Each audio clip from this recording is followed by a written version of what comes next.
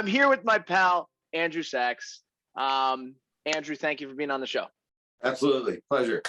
Happy to be here. Andrew, you are a production manager and producer, line producer. Tell me a little bit about what you do these days currently. Sure. The current hyphen is line producer. Line producer. Awesome. But you have worked your way up in the film industry. You started in the locations department. Then you got... I was a parking production assistant, and I had no idea what it was, but it meant I got to work on a movie, so I was very excited. Do you remember what movie that was? Absolutely. That was a movie called The Bronx Tale. Oh, I've heard of it. A Bronx Tale. A Bronx Tale. Chaz Palminteri. So, what was interesting about that job is that they filmed in the same location for 2 months, which, is unheard of. You never film on location in the same place for more than a week. But what was nice about being in the parking department and being in the same place, they basically filmed this sort of 1 square block. And the trucks would either move here and they'd shoot on that side, or here and they'd shoot on that side. And so after about a week or two, I knew who all the residents were, and I could just go and knock on their door, and my job as a parking PA was a little bit easier. And I had a walkie, and I just listened and I learned and tried to understand what the other 100 people that weren't in front of the camera were doing. Before you even got into the parking PA role, what made you say, like, I want to be in film and TV? Well, I don't know that it was a conscious choice. I had gone to NYU. I went to college, and don't do this at home, kids. I basically chose NYU and, a backup. And I didn't want to go to the backup. I wanted to go to New York, and I wanted to be here. I had family here and knew that this is where I wanted to be. I grew up in suburban Washington, D.C. and Virginia, and I couldn't think of what I was going to do there, no matter what career path I chose. But so New York was really where I wanted to be, and thankfully NYU accepted me, and I went. But I went thinking I would be an actor because I'd done that in high school and had some success, and that was fun, and I liked it, and it was good in college. But as soon as I got out and talked to a couple managers and agents and went on some auditions, I very quickly realized it's a very difficult industry to stay employed in as an actor. The NYU job board had an ad for a parking PA, and I called, and Tim Tyler answered the phone, and he was the parking coordinator, and he said, call back. If you don't hear from anybody, just keep calling. And I did, and I worked on that show, and the people in the location department on that show recognized that I was paying attention to more than just that and was eager to learn, and they hired me to be a location assistant. Every house had to have the same mailbox and beautiful foliage out front and flowers. It had to look like a very typical suburban neighborhood. They shot out in North Caldwell, West Caldwell, somewhere, one of the Caldwells. So what does a location assistant do? So they had scouted this location already. They had chosen this neighborhood, and my job was go door to door, get agreements with all of the residents to do the things that the art department was requesting. I did some directions, because at the time, cell phones and Google Maps and all that stuff didn't really exist. You had to physically make maps for everybody and write out directions for everybody, and commercial and non-commercial directions. And, so all of those things, finding a holding area, directions to and from the holding area, finding... That's something we definitely take for granted now. Yeah. That we just MapQuest, Google Maps, and we're there. Right. And it's so much easier now. I don't even know. I never even look at the directions that people make now. I just plug it into my phone and follow what Waze or Google Maps tells me to do. Right.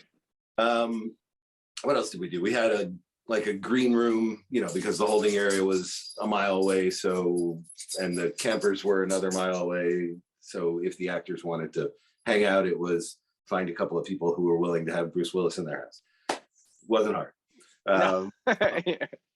But so one of the other people in locations working on that job Mr. Eddie Collins, took me under his wing after that as his assistant location manager for about 2 years. He noticed that I was doing and capable, and hired me, and we did probably 4 or 5 different jobs together. And on that, you then became an assistant location manager, is what? Yeah, I think, but it was just the two of us, and probably a couple of unit PAs, and maybe a third person. But yes, and as the assistant location manager, my job responsibilities increased to driving the unit truck full of tables and chairs and refrigerators and clip lights and mirrors and all of, like everything, because it was really just right. Is that like a cube truck? Yes, like a cube truck.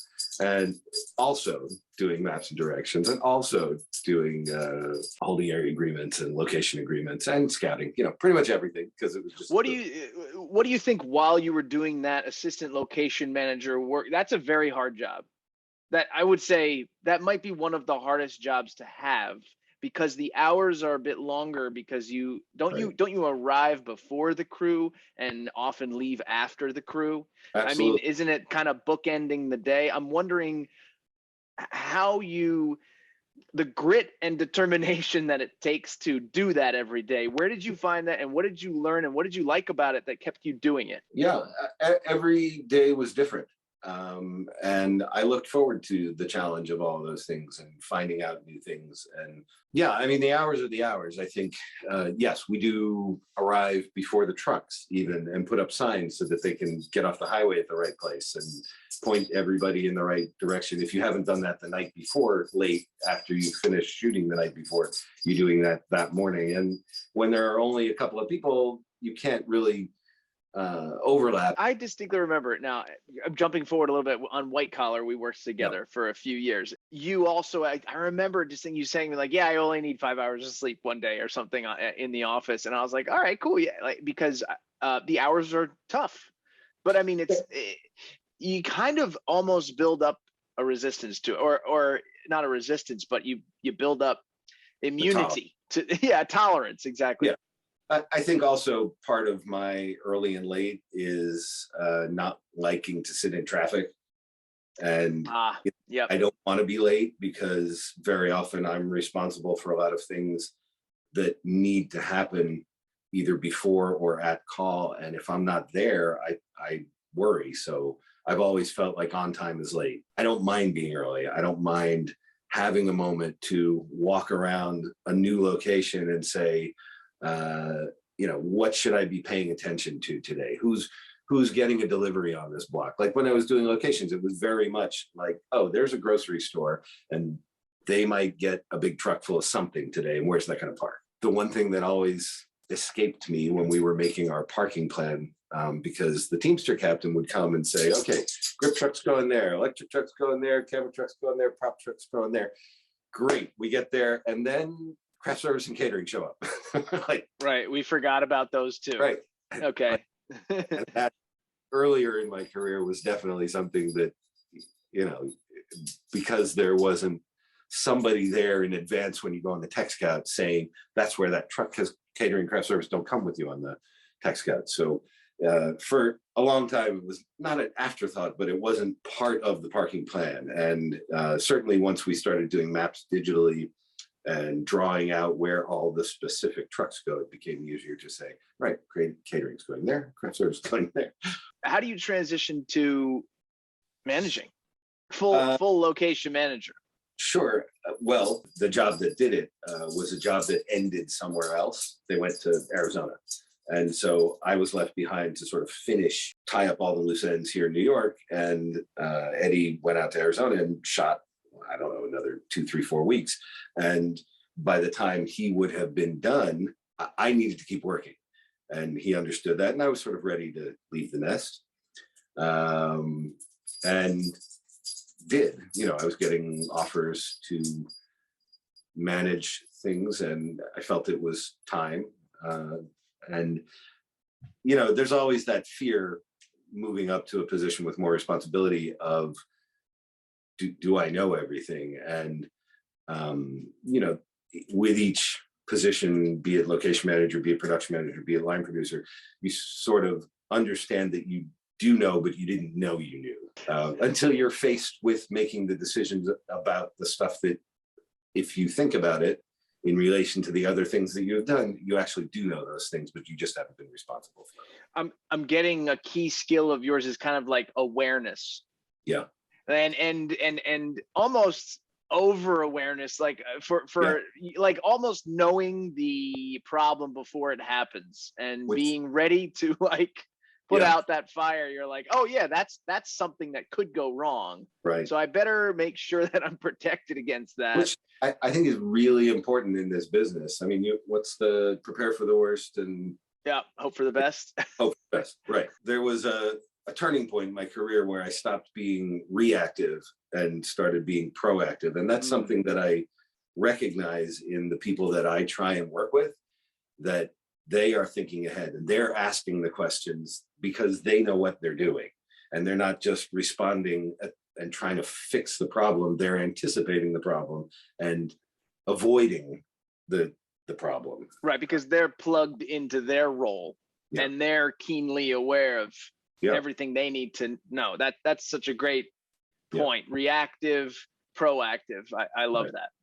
Yeah, and it's something that I've really been aware of more recently with the people that I've worked with consistently, and look forward to that. Because, I don't know how to do all of the other departments' stuff. I mean, I'm aware of what they do and I know what their functions are, and I have a good understanding of what all the needs are, but I'm not in the minutia of everything, and they are, and that's why I'm hiring them, because they do know what they're doing. I enjoy that relationship of being able to ask questions, and I'll preface with, I'm going to ask a stupid question because I don't know. Or, sometimes asking those questions is making them think of things that they're not thinking of also, that may affect their department, but they don't know about them yet. Well, I wanted to read off a few of your location manager credits. Yeah, okay. Okay, because I think they're just Sex in the City is one, is a credit. I was a location manager on that. But you did some. Yeah, I filled in for a friend. You filled in. Well, that's cool. Emergency. Movies, Little Nicky, Kate and Leopold, Mr. Deeds, War of the Worlds. Yeah. War of the Worlds. That's a big one. These giant productions. Yeah. Being a location manager of a gig so filling in on Sex and the City, even that's still the duties and responsibilities that you have are very similar. So can you just tell us the high level view of what a location manager is responsible for on let's just say War of the Worlds? Right. How did that work for you? To be clear, I was not the location manager. There were Lynn Pinizich was the location manager. Mike Criaris was the assistant location manager. And then there were probably 30 qualified location managers working as something else, because we each had, some other giant location. And that's how big that movie was. Yeah, normally, that's a giant one. It was huge. And it was 24/7 for, 2 months here. It was insane. But it was the most organized chaos I've ever worked on. That's how I describe it. It was literally 24/7. We would finish shooting and the entire company, and I'll describe the company for just a moment. Normally on a shoot, you might have 12 trucks. You might have grip electric camera, props, maybe special effects, and 5 or 6 or 7 hair, makeup, wardrobe, and some campers, right? Let's call don't forget the craft service and right. But let's call it 15. Right. War of the Worlds had like 25 equipment trucks and another 25 campers and on-site editing and hair, makeup, wardrobe, all those things, and a tent. And I'm not going to even get it. What did Tom Cruise have? He probably has a couple trailers to himself. Tom had what I recall is, I think it was 3 trailers. It was there was maybe a gym, a trailer, and then a tent in the middle. I think. And at every location, there had to be a helicopter landing pad ×2, one for Tom and one for Steven Spielberg. Yeah. So every day, those 50 some odd vehicles would move to the next location when we were finished shooting, set up, get wired, get parked, is this Westchester? I forget, where was it? It was upstate. It was all over. In Albany, they shot in down by the water in some town, I wasn't there. Somewhere in Virginia, they shot in New Jersey, they shot in the middle of New Jersey. But my responsibility was 2 days of filming, and I worked for 2 months straight, 7 days for 2 months. Wow. It was insane. But my location was the finale where the monster sort of gets smashed and flops down on the ground and the alien comes out. But no spoilers, folks. No, I'm kidding. If you haven't seen it, you should go see it.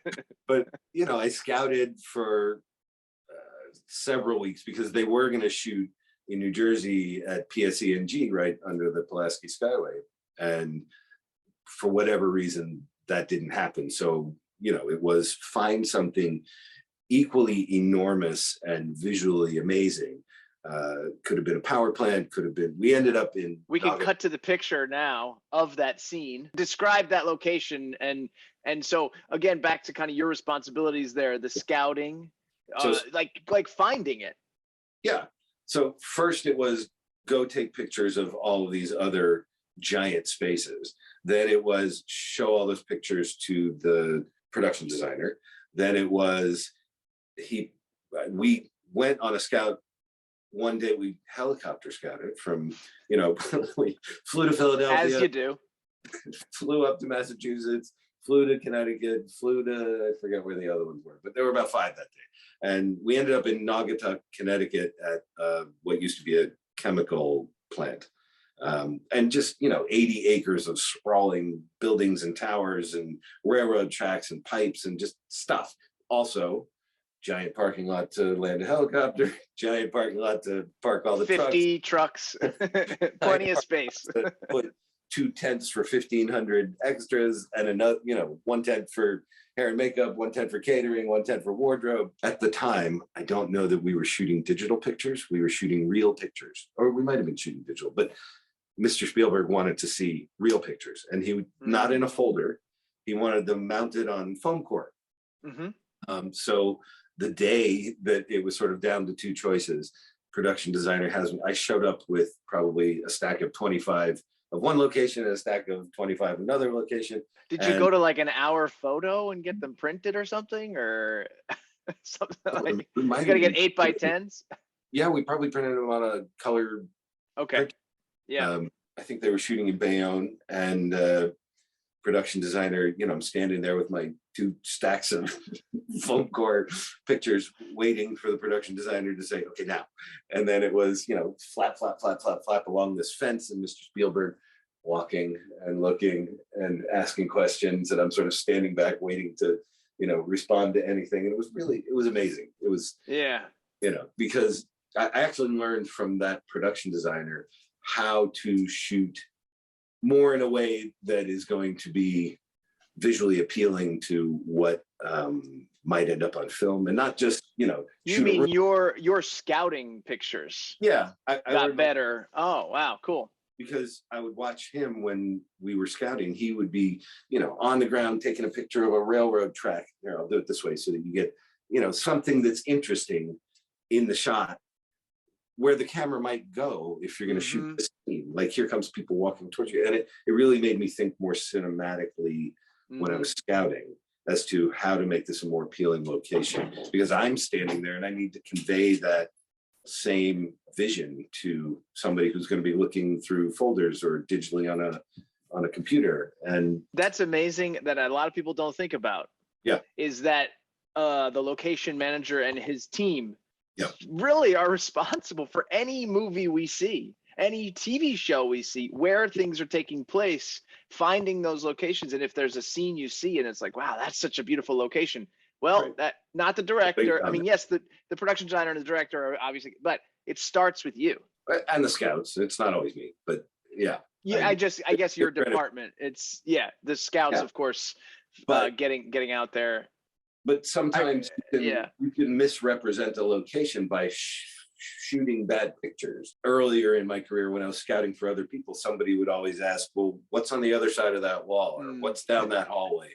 And I'll do the same thing, because you want to be able to answer that question when the production designer or the director is asking you, but you also want to show all of the possibilities. You know, the script may say the dining room, but the living room might be a more interesting room, and then you move the furniture into the living room and you got a more interesting scene. But it's important to shoot in a way that tells some of the story, and also shoot in a way that makes sense, so that when people are looking at it, they understand what the shots are. And I would always try and include something that was more artistic earlier, but Right.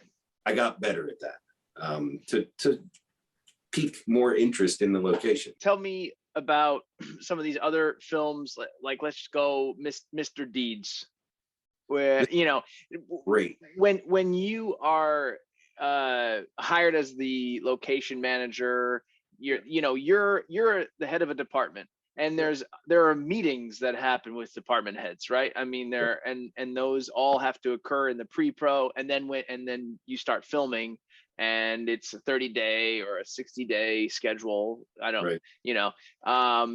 What's the difference? What's the pre-pro like, and then what's the production like in that role as a location manager? And it's different for film and television. Yeah, right. I'd like to talk about that too. Yeah. Yeah, well, let's talk about that as it relates to Mr. Deeds, because that was another unusual, not typical circumstance. We scouted in like December, January, and they came and did their full tech scout in January, and then went to Los Angeles and shot until June, and then came and shot in New York and Connecticut for 4 weeks. So we had a long time to prep for those 4 weeks. Granted, there was a lot involved in all of it. So that's the New York unit. Yes. Great. Got it. So most of that shot in LA. Correct. But so you had January to June to prep for the New York stuff. Sounds like a lot, right? Not bad. Yeah. There was a lot involved, because we were in the middle of a town up in Connecticut, in New Milford. So we had to get this whole block on board, similar to what we did on North, I guess, but not just homeowners. These were stores, and all the stores were different. And we basically wanted to make the same deal with all the stores, that we may or may not completely change the front of your store, but we're going to pay everybody the same. And, the movie theater versus the candy store versus the high-end clothing store, everybody's rents are different, and what they might stand to lose if we're there are different. But being generally like gregarious and affable is a good quality to have as a location manager. Yeah. Like, hey, we need to take over your entire neighborhood for a month. Right. And people are like, because also now when you talk about all those trucks, and I mean, that's become like a point of contention in a lot of these neighborhoods, especially in New York and Brooklyn, and so the trailers, and you remember the old mayor's office, like parking tags, those are gone. Right. No, they've become a lot more restricted, and present day cut to, COVID 2020, 21. Yeah. Which we're going to get into a little bit. It's gotten harder. I'll just say that. But filming up there and filming outside of New York City, you are often able to have a base camp, which you really can't in New York City. I mean, unlike other cities where there are giant parking lots that you can buy out and put all your trucks and campers there, that really doesn't exist in New York City in too many places. On Mr. Deeds, one of the things that sort of fell into my lap somehow was helping to find what originally started as a jet plane. They wanted to land a jet on the small town landing strip. And, having spoken to a couple of companies with large jets, including the Sony jet, which they were going to volunteer us because it was a Sony movie, the pilot said, I need 6,000 feet of concrete to take off. So I can land on your little grass strip, but the plane's not going to get out of there. So then it became, let's find the biggest helicopter that we can find. And, I had the time to help and did some investigating and learned a lot about helicopters. And we ended up with a helicopter that wasn't yet in full production. They were still in the testing stages, and they were trying, Sikorsky was trying to replace the Air Force One helicopter with this new helicopter. And so they volunteered to assist us, what ended up being like half the price of, for like marketing reasons, kind of like get a little exposure for their new helicopter. Okay, cool. And it, it worked.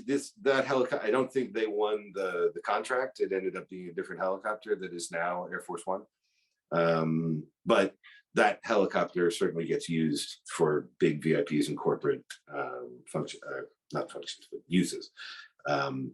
But it was fun learning about helicopters, dealing with what is required for it. Because if you saw the movie, they land at a Wendy's and stop and get something to eat. And then they land on top of the building. And then they land in this little... This is where he's like, he gets all the money in the world, Adam Sandler, right? Okay. Right. Okay, got it. It was a fun movie to work on because it was a comedy. And having worked on dramas and shows with a lot of special effects and shows with a lot of action and mysteries and horrors and all those things, working on a comedy, everybody just wants to have fun. So, it's hard work what we do every day for 12 hours a day, and people coming to work wanting to have fun every day and make people laugh makes it a happier experience. So you do that for a few years, you get those big projects under your belt, but that's not enough. No, it's not enough for you, Andrew Saxe. So, you have your eyes on production managing, not just location managing. You're like, and I think again, this comes back to you're kind of good natured person, and you're getting to know all these people on the crew, and you're like, wow, I know everybody's position, right? And you see a UPM, and you're like, I could do that job. To use Mr. D's as a good example, here I was doing my job as a location manager, but somebody entrusted me with the ability to, procure a helicopter for the shot. Also, there was a day when we did a test of, we had to close off a block when the fire trucks come in and approach this building, and it was, how are we going to do this logistically uptown and, have a fire building, and what blocks can we close off? And we didn't have an AD on yet because the AD was out in California shooting. So, I had an interest in being more involved and having more responsibility. And I got a call to location manage a pretty small job. And, I told the person who was calling, who was the producer, who had been a location manager, I really can't take the job for that because I won't be able to pay my bills. But if you pay me a little more, I would like to production manage, and I will make sure that your location manager doesn't screw up. And he gave me a shot. Have been production managing ever since, or was production managing and now line producing. But that it was that opportunity to do more, and I learned a lot on that. I got my ass kicked. Am I allowed to say that? Absolutely. You can say anything on this show. There are no rules. But moving into production managing, that takes a lot of guts. Sure. I just have to say, because, for a while that I did the coordinating stuff and all that. And I think after coordinator, a lot of people are like, what do I do after coordinator? And you're like, maybe a production supervisor, even though there's like not a real term. You can't really say. Don't say you're a production supervisor. It's like, it's a secret. But a UPM, UPM, line producer, and then I don't know, and I was like, I was afraid. I'm just gonna say it. I was like, I don't think I could do that. So it takes guts, and it just takes a certain mettle, like to. But there was that moment where I was like, oh, wait a second, I do know this stuff, and what I didn't know was, what is the financial equation of that? I know what's needed. I know we're contemplating this scene on the street and they want to put an 80-foot lift up. So I know that there's going to be a van generator and some cable and a guy driving the van generator and the guy in the lift, or the gal, the person in the lift. So you mean the financial, the actual budget, like, right. This is when the production manager is when you start looking at the numbers. Right. I mean, as a location manager, you have a portion, budget, right? But this is when you're looking at the whole thing and understanding what things cost and where the money goes and how much does a day cost and what happens if we go an hour overtime or don't break for lunch on time, or how many days can we shoot with what somebody has decided is our number. And yeah, that part took a minute for sure to understand the numbers, but I knew what was needed, and just finding out the numbers, I could equate, what they're asking for and how ridiculous or appropriate the ask was. And I'll never forget Margot Myers, our mutual friend. Yes. We worked with on White Collar, and you as well, always saying the creative needs to match the budget. Like, right. I remember hearing that first on that show from you both, and I still say that today. When we're working on our, we're in a completely different sector, but right. Even corporate video, it's like, if you have $3, you're going to get something different than if you have $10. And right. and it's the creative. I remember there was a scene or something on White Collar where a car had to like launch over and crash into something, and it was like, that's not going to happen. And it's like it just got simpler and simpler. We're getting to White Collar now, which is where we met, which was an awesome experience. And you did that whole show. I did 4 seasons, and then there were 2 more seasons that I wasn't there for because I was offered an opportunity to do another show as a UPM. And right, the bump. I had done quite a few jobs with Margot and learned an immense amount from her. And here was an opportunity to step up and leave the nest once again. And I went, and by the time that was finished, White Collar, the next season, was starting again, and so she had to have somebody there. So tell us a bit about TV in New York City, and most recently, we're seeing some credits for Shelter and Sesame Street. You'll have to tell us about that. Sure. Well, you'll have to explain how that ended up on your IMDb. But tell us a bit about TV in New York City and your experience over the last 10 years.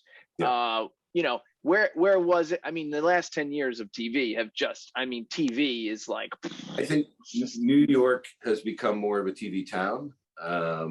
And there are less features here than there used to be. And to go back to what you asked before, the difference between prep for television and film, let's say you have a 40 or 50 day shoot, you might have 6, 8, 10, 12 weeks of prep for those days. Television, you might have a 10 or 12 or 8 day episode. You've got 10 or 12 or 8 days to prep for that episode, and you're constantly shooting and prepping and shooting and prepping. So the pace is a lot more rigorous in television, but you really have the same needs, and that makes it that more challenging. And on top of that, you may not get the script far enough in advance to make it as easier than, it just becomes that much more challenging when you're getting scripts late. Now, particularly with COVID, there is a huge demand to have the script further in advance so that you can consider, are we talking about shooting in a shoebox where 20 people can't be because they need to be socially distanced, or, there are a lot more considerations where COVID is involved. Can we talk a little bit about COVID? Because 2 years now, and how it hit your side of the industry a bit. Well, sure. Sesame Street was gearing up to shoot, and we got shut down. I think we were 6 weeks out from shooting, and the whole industry shut down for 5 or 6 months. But that's why Sesame Street's on there. And that was actually second go round for that Sesame Street movie. Anne Hathaway had gotten pregnant the first round and they shut down. And then we started up and we shut down for COVID, but everybody shut down. So it wasn't. And I'm not sure whether that movie's coming back. I hope it does. It was a good story. But currently, are you working on anything? I am prepping a show for Amazon. And so what are you doing? I mean, what are you taking into consideration in terms of COVID during this time? At the moment, because we're so far out, we don't start shooting till the middle of June. So yeah, it's all about testing and making sure that when we do go back to the office, we're doing it safely and not endangering anybody's health. Right. And is that the whole crew gets tested, or is it random testing, or everybody? Well, currently there's a return. And I mean, it's lots of like masking, obviously on set. Everyone has to be masked, and like I did a pilot most recently, and everybody gets a pre-employment test, and then you work out whatever your cadence is for the various zones on set. Our show was able to insist that everybody in zone A, which is everyone who will be near the actors, whether it's camera, wardrobe, hair, makeup, assistant directors, the director, the cinematographer, anybody who's going to be close to them while they don't have a mask on while they're acting, needs to be vaccinated. And we were testing 5 times a week because it was a pilot. I had 11 days and I only had these 11 days. And we were working weekends because of the locations necessitated that, because we were shooting in a school. We closed down a city, a 4 square blocks in Newark, and they would only let us do that on the weekend. And so we were forced to a very limited schedule that somebody getting COVID and making us unable to work that day wouldn't have worked. There'd be nowhere to move in the schedule. It's not like on a 10 episode show where you can kick a day down the road to the next episode. We had these 11 days and that's it. Yeah. So the challenge there's a lot of challenges. Yeah. I mean, it's logistics mainly, but then there's also, if someone does contract COVID, there's a possibility you have to shut down and you have to, insurance kicks in. I don't even know if insurance covers for that type of thing. I mean, it's like, you've had sick actors before, but it's those are all challenges that are just hitting the whole entire TV and film industry, and, sure. And they're not going anywhere anytime soon. We are, like on this show, we will be rapid testing in the morning, which I think, what the return to work agreement, what we were doing previously was a PCR test the day before. And, if you're sick, you may not know you're sick until 12 to 24 hours later when you get your result. Now, what we will be doing on this show is rapid testing in the morning, and you get your results within 30 minutes to an hour. So you can't come in the building for 30 minutes. That's fine. We'll pay for that time. But we know today, now, before you go and hang out with everybody else and potentially infect them. One of the things about you, Andrew, that I always respected was I don't think I've ever seen you yell. I don't think I've ever seen you get in a bad mood. Like I just always, you were always smiling. I remember we used to BS in the kitchen over a bag of Oreos. Like it was just fun. And but you're in a tough role. I try and keep a good attitude about everything. I mean, there's definitely some moments I've gotten upset about a few things, and apologized afterwards for getting upset to that person. But and sometimes that has to do with lack of sleep and shortened patience. But we are all an important part of the puzzle, and I'm one piece of the puzzle. I'm not, the top of the puzzle, or I feel like everybody is an important part of the machine, and I treat people respectfully, and I don't bullshit people. I try and be honest with people with what we have in the budget and what their needs are, and recognizing how to address what their requests are. And I try and work with people that I trust are going to ask me for the things that they need, and not just what they usually get, or enough to protect themselves. And, I don't feel uncomfortable pushing back and asking questions and walking through each day.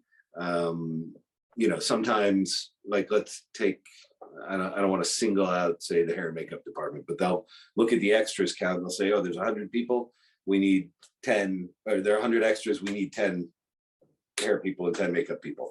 And,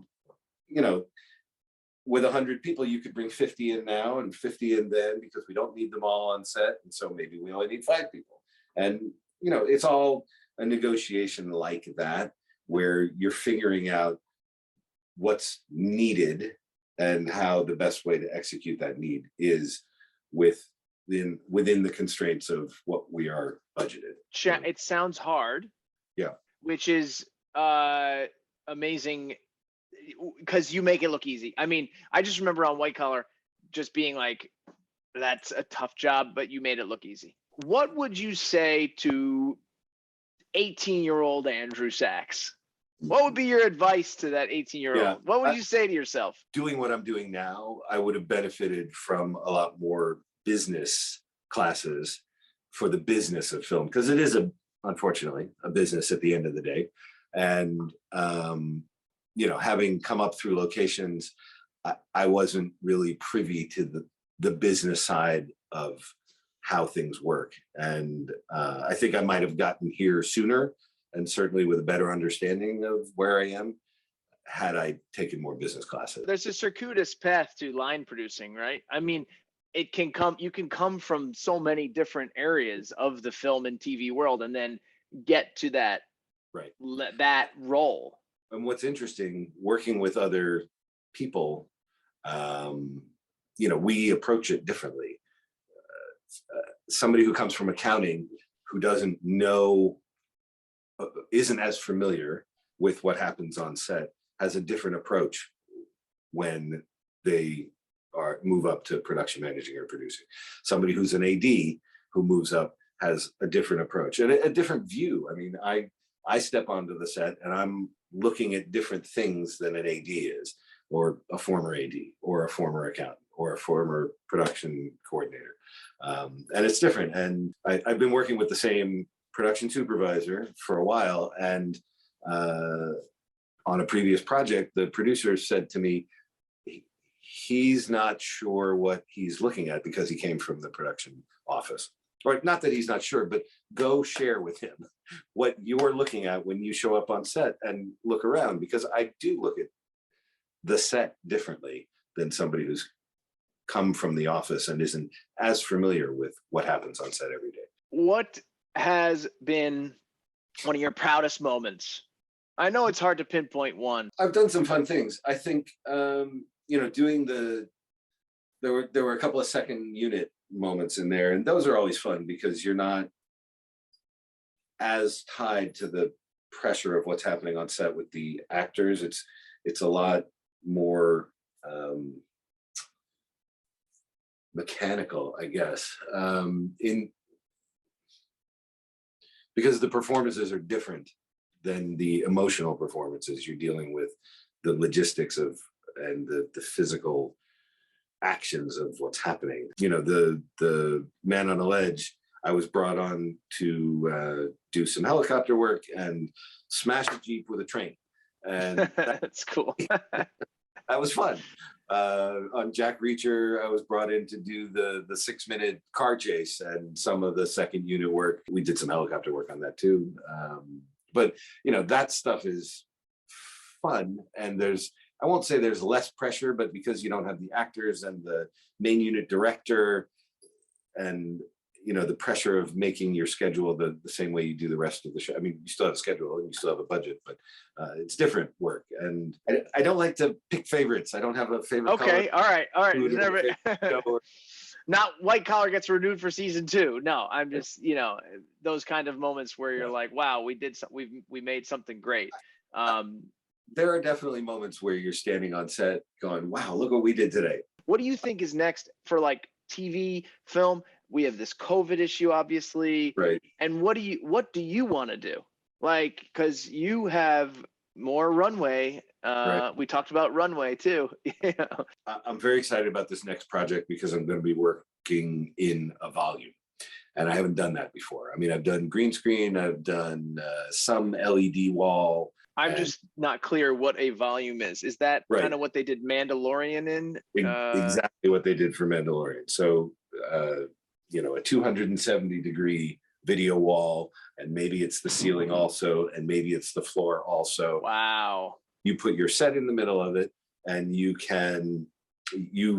film the assets of what is going to appear on those screens, and then you put your set piece in the middle of it and your actors in the middle of it, and they feel like they're there and they are lit by what is there. And you know, you supplement with other lighting, but you can add to what's there. You can control the time of day of what's there.